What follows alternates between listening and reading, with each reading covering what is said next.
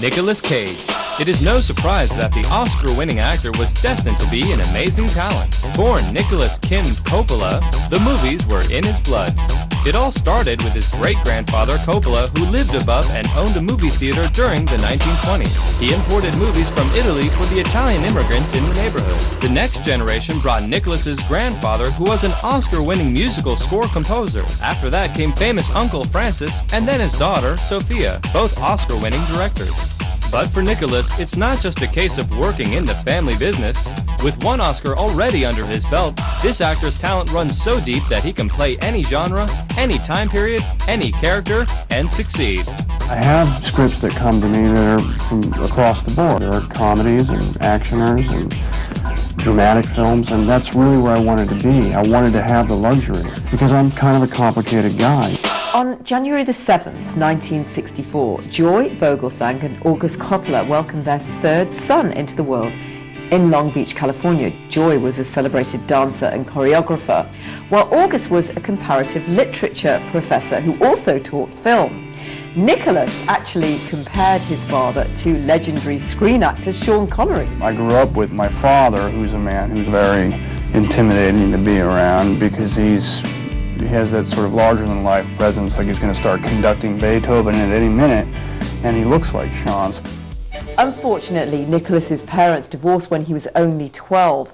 His mother, Joy, was a very creative woman, but she was also a depressive and found herself in and out of hospitals, leaving Nick plenty of time to be on his own. He took refuge in his collection of comic book heroes and movies. I think whenever the family structure does not provide a lot of care for a young person is going to find a way to soothe. This can take the form of going into a fantasy world of comic books or movies where the hero wins and the villain is punished, a very safe place where the young person can find nurturing and soothing.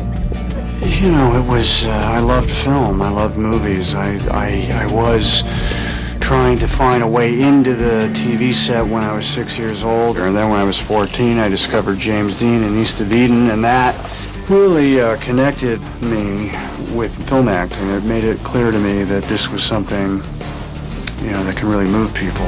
As a teenager, he'd already found his calling. During his 15th year, Nicholas enrolled in San Francisco's American Conservatory Theatre.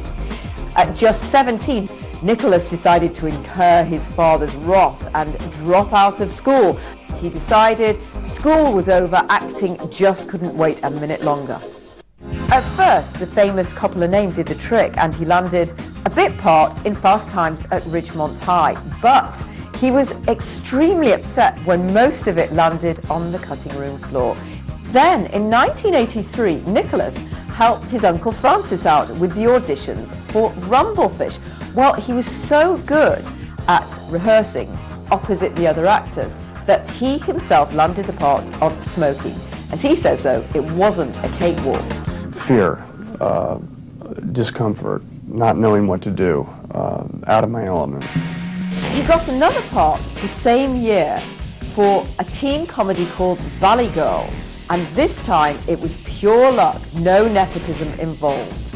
What happened was a casting agent was considering people for the part of the punk rocker Randy in the film, and she stumbled upon Nick Cage's picture and thought, this is the guy for the job. He landed the role, and there was no looking back. It was his big break. No longer wanting to ride on the coattails of his famous family name, he officially changed his name to Cage. Acting for me has kept me balanced. I've acted because I needed to. It was a survival thing. It channeled a lot of stuff, that I had as a young man. In 1986, Uncle Francis called upon his talented nephew again for the comedy period piece, Peggy Sue Got Married. Coppola had to defend the decision to cast his nephew to studio execs, but it paid off. The movie did get considerable attention for the young actor, particularly from singer-actress Cher, who persuaded producers to cast him opposite her in the hit comedy Moonstruck. Okay, Moonstruck, scary, fun, exploring. Moonstruck certainly was my sort of introduction into the romantic genre. The film was a smash hit. Nicholas won a Golden Globe and Cher won the Oscar that year. The unique actor also caught the attention of the talented directors, the Coen brothers, who decided to cast him as a very quirky character in their comedy Raising Arizona. Nicholas, in order to interpret the role, channeled a cartoon character. Woody Woodpecker is a character that has brought me a lot of laughs as a child, and I thought it was interesting to model this H.I. McDonough in Raising Arizona after Woody Woodpecker's personality. It was very liberating, a liberating chance to not try to be so natural, not try to be so real, to break free. Coming up, Cage opens his heart to a young Patricia Arquette. Talking with Patricia for just a couple of hours, the 23-year-old decided there and then to propose marriage. He thought he just found his soulmate.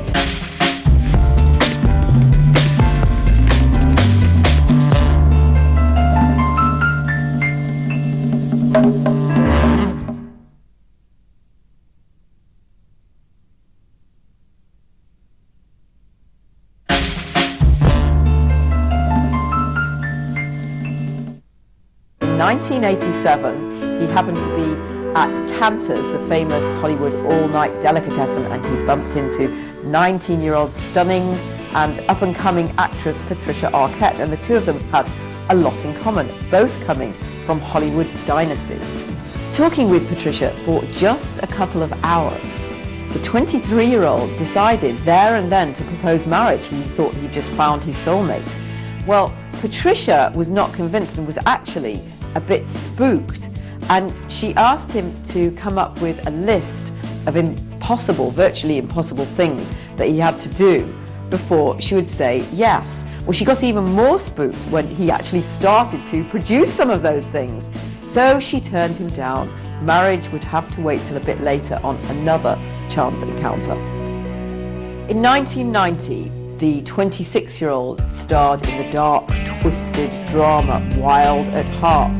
Well, David Lynch, the movie's director, was so impressed by his intensity and talent, he called him the jazz musician of all actors. The new role opposite Laura Dern was perfect for Nicholas because he'd always been absolutely obsessed with Elvis and had his own collection of Elvis memorabilia. Again, it was an example of how he used his own personal experience and passion to really get into the role. I had looked to artists, other artists, and what they had done, and I thought, well, why can't that be done with acting? I thought, well, I'm going to take Elvis and I'm going to put my own interpretation on it. Nicholas had been paired with a number of gorgeous Hollywood women over the years, including Uma Thurman, but it wasn't until he was 28 that he met a woman who really changed his life completely. Model actress Christina Fulton. They had a child together, Weston Coppola Cage, and fatherhood, of course, was very significant, but it also brought around a kind of change in the tone of his next few roles. This was a change for me. I called it my Sunshine Trilogy. It started with Honeymoon in Vegas, and Guarding Test was one of them, and then now this. It Could Happen to You. I wanted to change for a while. I'd done enough of the sort of outlaw, dark characters, and people were starting to think that I really was crazy or an outlaw. And I thought, no, you've got this wrong. I'm acting. I'm going to show you that I can act, and here's what I'm going to do. I'm going to play a very normal, good guy. But in his real life, things weren't so good.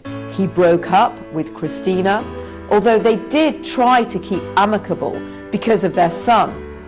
But in his movie life, Nicholas recognized that the kind of roles he was taking, which were pretty light-hearted at the time, did help him to stay positive. It was a long road because to get where I am now, I had to go through some changes. There were some times, some pretty lean times, and luckily I had comedy to draw on. I had neglected the instinct, my natural instinct to be funny, because I had idols like James Dean and Marlon Brando, and so I was trying to do these sort of angst-ridden characters. Well, at some point people got tired of that, and then I had to switch gears and reach down and pull up, the comedy capability, and I think that got things going again. With the new responsibility of a child, Nick did turn his life around quite a bit and accepted his responsibilities seriously.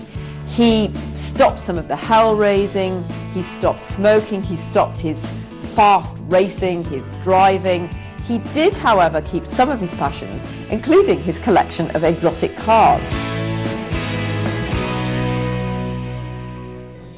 Besides the personal reasons for making popular feel-good movies, Nicholas saw them as long-term investments for his career.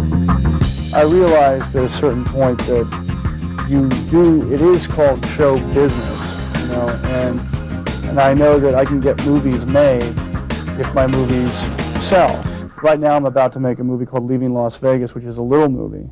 But because I'm going to do it, I can get it financed, and it's an art film, which I'm really looking forward to doing. Leaving Las Vegas was a huge departure from the comedies Nicholas had been focusing on for the last few years. For me, the joy of acting is to keep changing not only characters, but also styles, genres. With his usual veracity, he puts everything into his performance of the depressed, suicidal, alcoholic character, fueling his own anguish to really portray this character with an extraordinary intensity. Leaving Las Vegas was another growing experience for me. It was, I think, a seminal film in my career, in that everything came into focus with Leaving Las Vegas. Everything also came into focus for the Academy of Motion Pictures when Nicholas won the Best Actor Oscar for the role. He had a myriad of reactions to his win. But it was important to me because I grew up in a family where, you know, other people in my family had Academy Awards, and so when I got it, and it's impossible, I don't care who you are, to not get caught up in it, you know, it was like this validation where I could say, well, okay guys, let's talk, you know. I felt it was important to me as in a family way. And Nicholas's family had just got bigger. One spring afternoon, he went to his favorite haunt in Hollywood, Cantor's Deli, again. And who should he bump into? As if fate had intertwined, it was Patricia Arquette. Now, by this time, both of their careers were well established, and each of them had a son. They got on like a house on fire once again, and this time, after 2 weeks, it was Patricia who proposed. They got married on her birthday in April 1995, and Patricia was his date for Oscar night. Patricia Was very happy that night for me, and I was happy that she was there. Nicholas's next film was another departure for him. In 1996, he became an action hero in The Rock. I think The Rock was a turning point. That was an interesting time in my life, really, when I think those two pictures really encapsulated where I wanted to go with my work in general. The dichotomy, if you will, between the action and the in-depth character analysis tone poem that is Leaving Las Vegas. Leading a colossal blockbuster was new territory for the quirky actor. Well, it's a very daunting feeling when someone says you're going to carry a $70 million movie. You know, I figured that with Jerry Bruckheimer and Michael Bay I'd be able to create a character and do the action movie on my terms, which was not to play a steroid guy or a robot, but somebody with, you know, average but good qualities that could, you know, rise above the obstacles and save the day just on willpower and positive attitude and intelligence. Nick is off the wall. Nick is a little bit more experimental. He needs to feel pain to be good, I think. I think he likes the pain and agony and the turmoil and like, oh God, this is terrible and I can't be funny today. The Rock was a smash hit. Now that Nicholas had nailed the action genre, scripts were flying in. In 1997, the buffed-up 33-year-old played a newly released ex-con and former Army Ranger trapped on a prisoner transport plane. As a Jerry Bruckheimer production, the movie was sure to be an action-packed ride. Well, you know, Nick is a brilliant actor, and, you know, fortunately he won an Academy Award, so it's just not me just saying it. The Academy agrees with me. And, you know, Nick is an actor that I want to work with again and again. We just have a nice, natural film chemistry. I don't try to get too analytical about it because it works, so we basically leave it alone and let the creative process flow. Wild and full of real action, Cage was not just smoke and mirrors. You know, I'm used to doing mostly, you know, what you might call art films. And when I started doing action movies, I realized that you have to think about that gun over there shooting blanks and that wall of flame over there, and you have to act at the same time. So I learned quick that you've got to keep your wits about you. Coming up, Nicolas Cage goes to jail. I was on the yard with 3,000 hardened killers, you know, and that's a weird feeling.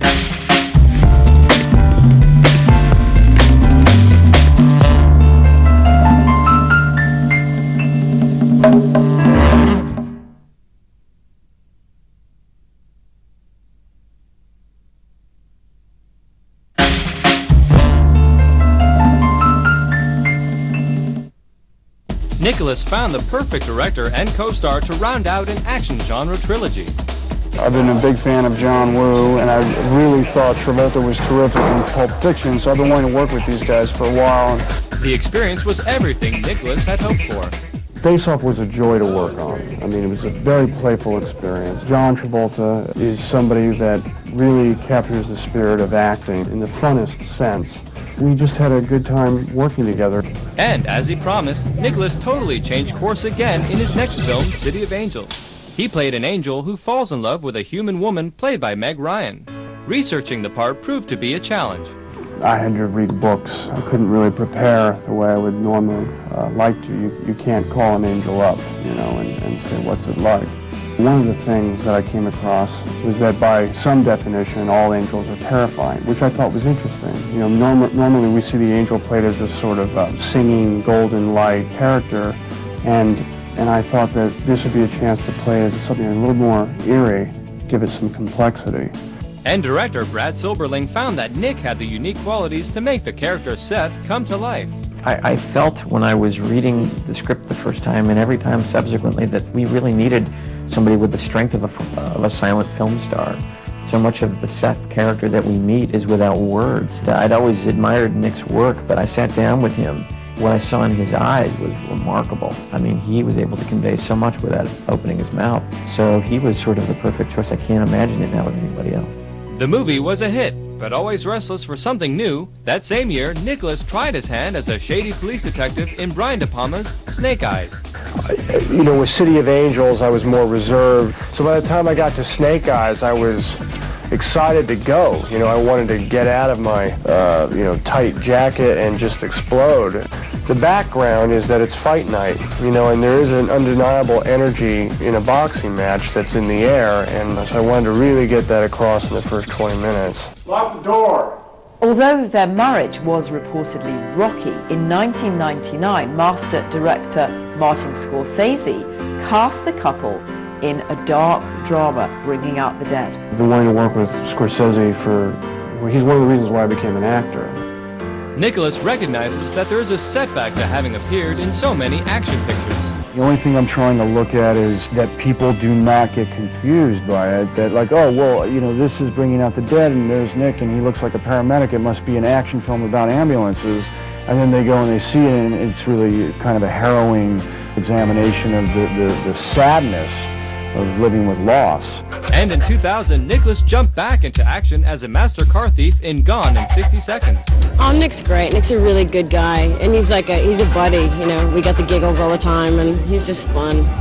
Working on such material requires highly specialized training. I mean, I like to drive. I like to drive fast. I like to have an opportunity to do something that I sincerely enjoy, and to do it in a way where I'm getting paid for it is even better. I just wanted to make sure I didn't destroy any of the cameras that were mounted on the car. There were like $5,000 or $400,000 cameras, and if I'd taken one of those out, that would have been pretty humiliating.